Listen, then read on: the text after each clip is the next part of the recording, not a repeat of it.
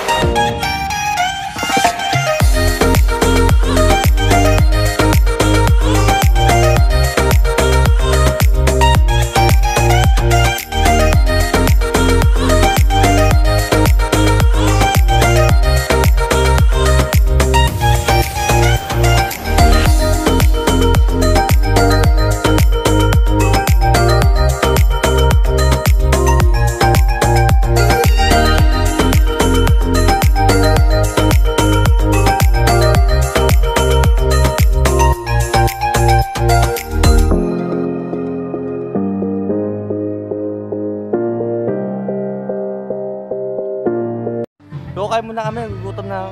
Ako rin. Boy. Pero maraming salamat sa nagtuloy bahay sa amin.